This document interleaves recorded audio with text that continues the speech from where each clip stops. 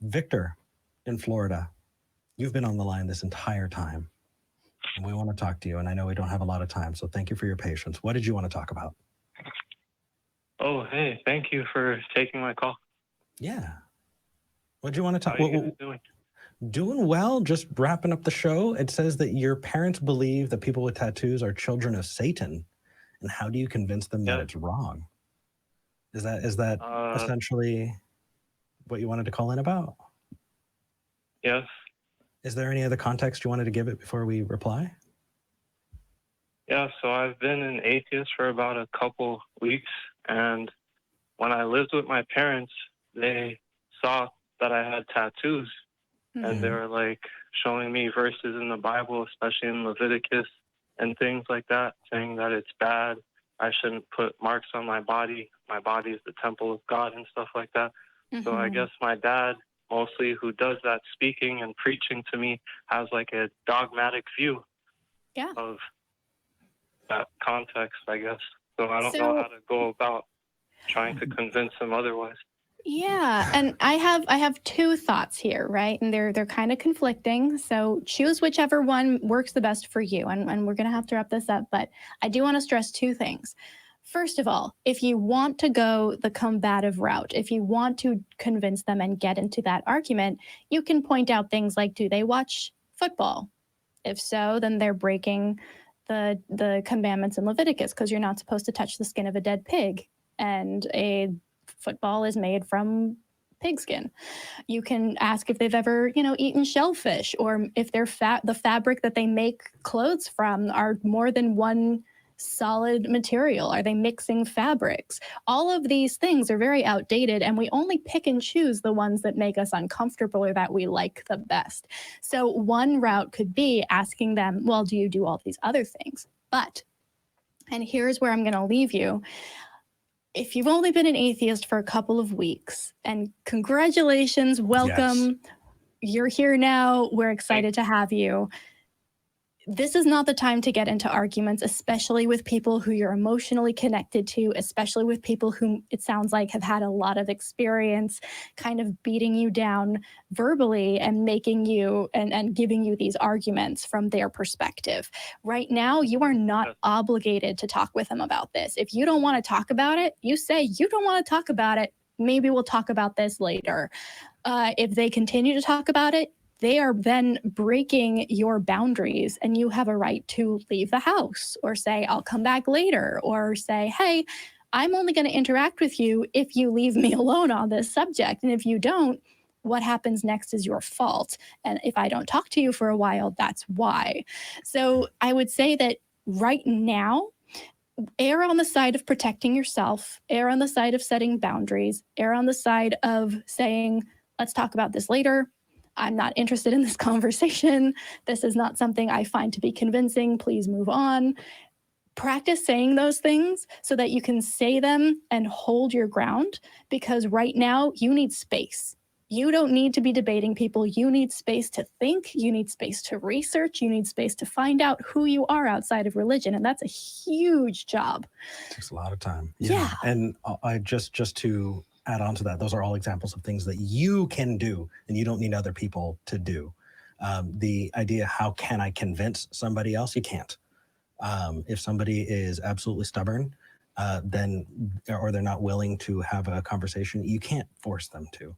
And so I love your examples, V, because they are things that Victor can do, but what it's not doing is trying to take ownership of somebody else's thoughts, right? Because you weren't able to convince them. So if they don't want to be convinced, then they're not going to be, and that's not your fault. Yep.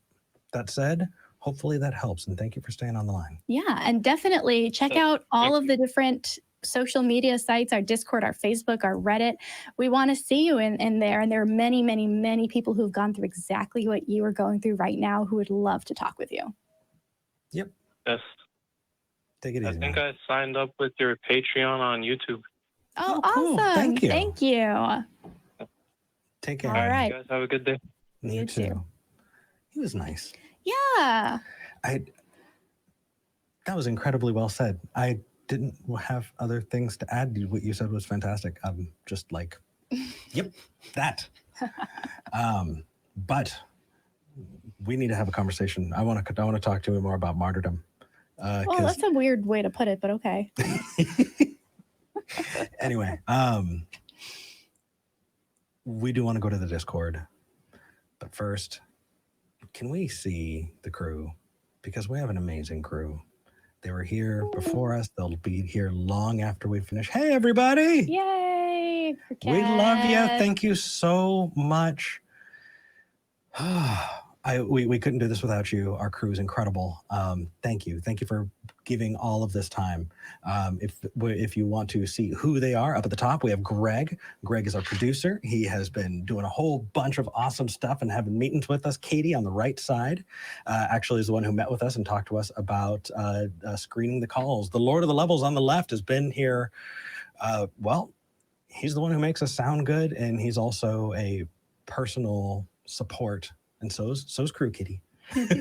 We love you. Ben up in the corner is one of the hosts of the nonprofits, and Be in the Discord later, won't you, Ben? and also has been incredibly active in design, in making thumbnails, in producing. He's If you had like his hand those in producing. thumbnails about Eric in a Star Trek uniform or me as a Magic the Gathering card, that's all Ben. Ben is he's had his hands everywhere, and I think the ACA and our shows are better because of it. And at the bottom, Got is it Kurt. Kurt? Yeah. Kurt, welcome to the crew, man. We're glad that you're here. Alrighty. So for those people who, well, regardless of what you believe,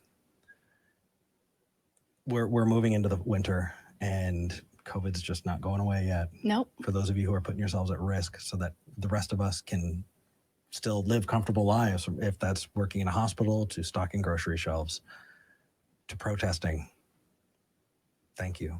Yep. You're doing your job. We're going to do ours. We're going to wear fucking masks.